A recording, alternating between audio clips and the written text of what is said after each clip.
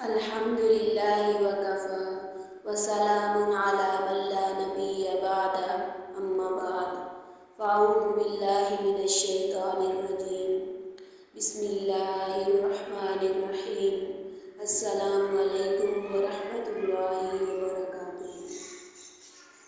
حضرت عبداللہ بن عباس رضی اللہ تعالیٰ عنہ سے روایت ہے کہ نبی پاک صلی اللہ علیہ وسلم فرماتے ہیں کہ آسمانوں کی سیر جو آپ صلی اللہ علیہ وسلم کو اللہ نے ایک رات میں کروائی،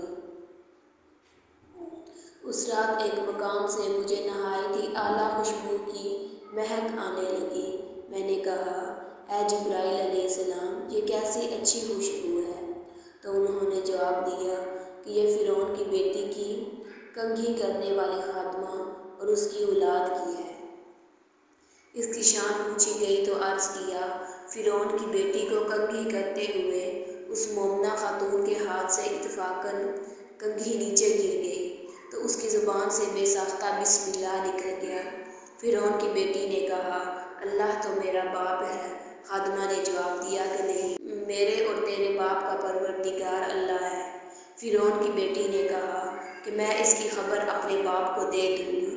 نوکرانی نے کہا، کوئی حرج نہیں۔ پس اس نے اپنے باپ کو ساری بات سنا دی۔ فرعون نے اس خادمہ کو بلوایا اور کہا، کیا تم میرے سوا کسی اور کو رب مانتی ہو؟ کہا، ہاں، میرا اور تیرا پروردگار اللہ ہے۔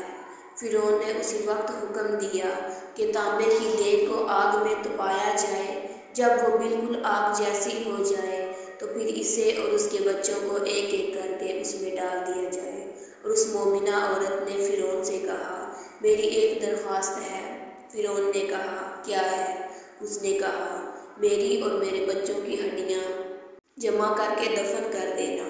فرعون نے کہا، اچھا، تیرے کچھ حقوق ہمارے ذمہ ہیں، اس لیے یہ منظور ہے۔ اس کے بعد فرعون نے حکم دیا کہ ایک ایک کر کے اس کے بچوں کو آگ کی طرح تپتی ہوئی دیگ میں ڈال دو۔ جب دودھ پیتے بچے کی باری آئی تو فرعون کے سپاہیوں نے جب اس بچے کو چھینا تو وہ گھبرا گئی، تو اللہ نے اس بچے کو گویائی عطا فرمائی۔ اس نے اپنی ماں سے کہا، امی جان، افسوس نہ کر، کیونکہ دنیا کا عذاب آخرت کے عذاب سے بہت ہلکا